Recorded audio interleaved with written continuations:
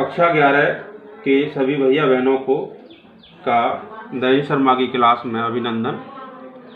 तो आज हमारा टॉपिक है यूनिट एंड मेजरमेंट, मतलब कि मात्रक तथा मापन।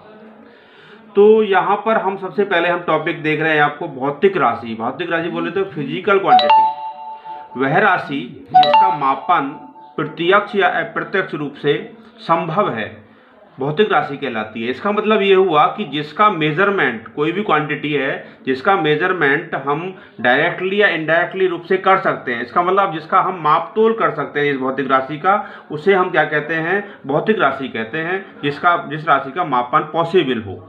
तो इसमें एग्जाम्पल है, देखो द्रव्यमान है, द्रव्यमान मास है, मास का मेजरमेंट पॉसिबल है।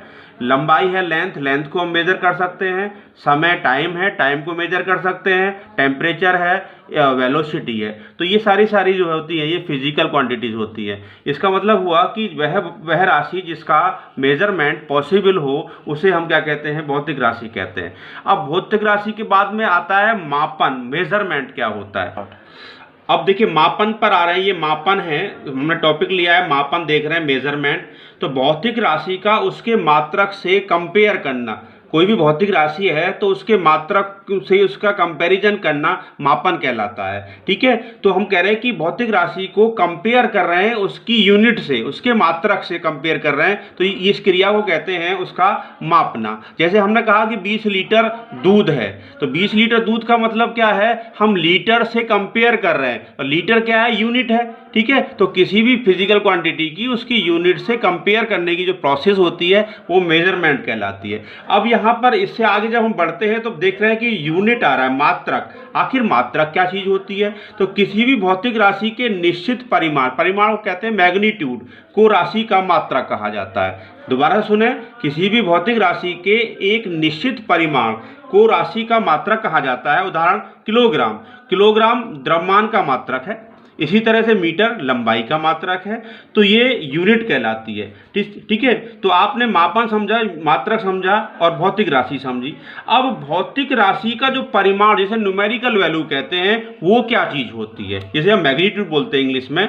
तो भौतिक राशि की माप में उसका मानक मात्रक जितनी बार सम्मिलित होता है या प्रयुक्त होता है उसे उस भौतिक राशि का परिमाण कहते हैं। दोबारा देखिए आप, तो कोई भी भौतिक राशि, कोई भी मापन करें भौतिक राशि की माप में, उसका जब मेजरमेंट कर रहे हैं तो उस मेजरमेंट में उसका जो यूनिट है वो बार बार बोला जाता है। जैसे हमने कहीं दुकानदार से कपड़ा लिया तो उसने कहा कि हमने 10 मीटर कपड़ा आपको दिया, तो 10 मीटर कपड़े में दो चीज आ रही हैं। तो एक तो मीटर बोला जा रहा है कितनी बार? 10 बार बोला जा रहा है। यहाँ जो मीटर है वो तो एक तरह से यूनिट हो गई, और 10 जो हुआ वो मैग्नीट्यूड हुआ, जिसे हम आंकिक मान कहते हैं। इसी तरह मैंने यहाँ पे एग्जाम्पल में आपके नोट्स में दिखाया है कि एक छड़ की जो लंबाई है 20 मीटर है, तो इसका मतलब क्या हुआ कि यहाँ लंबाई का जो मात्रक है वो तो मीटर है, और उसका जो परिमाण है, जो आंकिक मान है, जो न्यूमेरिकल वैल्यू है, वो आपकी 20 है।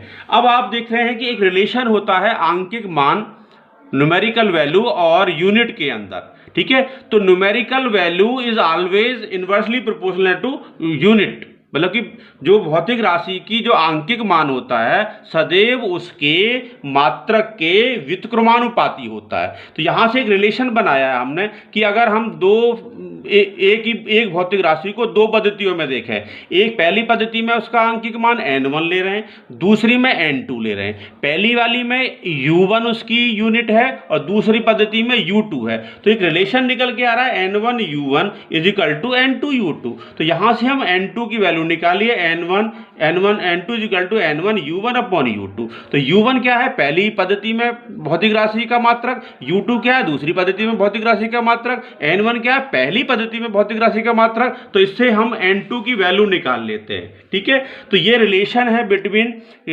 Unit and numerical value. अब इस रिलेशन से एक बात देखने को मिलती है कि जिस भौतिक राशि का मात्रक बड़ा होगा, जैसे हमने कहा 1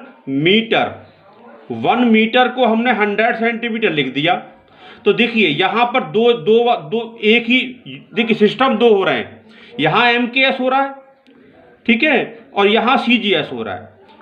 अब जब MKS में देख रहे हैं मीटर, 1 मीटर, तो यहाँ जो मैग्नीट्यूड है वो 1 है और मीटर यहाँ यूनिट है, यहाँ मैग्नीट्यूड 100 है और सेंटीमीटर यहाँ यूनिट है। अब देखिए यहाँ मैग्नीट्यूड कम है, यहाँ मैग्नीट्यूड ज़्यादा है, इसका मतलब यहाँ यूनिट जो है बड़ी है, यहाँ यूनिट छोटी है। तो इसका मतलब ये हुआ कि जब भी किसी फिजिकल क्वांटिटी का जो क्या कहते हैं यूनिट बड़ी होगी तो उसकी जो न्यूमेरिकल वैल्यू है वो छोटी होगी, अगर यूनिट छोटी है तो न्यूमेरिकल वैल्यू बड़ी होगी। ये रिलेशन है न्यूमेरिकल वैल्यू और क्या कहते हैं यूनिट के अंदर। इसके बाद में हम थोड़े आगे बढ़े हैं तो हमने यहाँ मूल राशियाँ एवं मूल मात्रक की बात करी है, जो कि आप छोटी क्लासों में पढ़ के चले आए हैं। मूल राशियाँ बोले तो फंडामेंटल क्वांटिटीज़ और फंडामेंटल यूनिट। तो देखिए कि जो भौतिक राशियाँ, वे भौतिक राशियाँ जो पूर्णतः स्वतंत्र होती हैं। स्वतंत्र का मतलब होता है कि उनके द्वारा कोई चीज़ बन तो सकती है परंतु वो खुद किसी के द्वारा नहीं बनती है, वो सेल्फ विच होती हैं, उनकी उत्पत्ति हम किसी से नहीं मान सकते, वो स्वतंत्र हैं, उनको हम कहते हैं मूल राशियाँ। और मूल राशियों के जो मात्रक होते हैं उनको मूल मात्रक कहते हैं। हमने थोड़ा सा एग्जाम्पल देने की कोशिश की है कि द्रव्यमान है वो आपकी मूल राशि है, उसका मात्रक किलोग्राम है।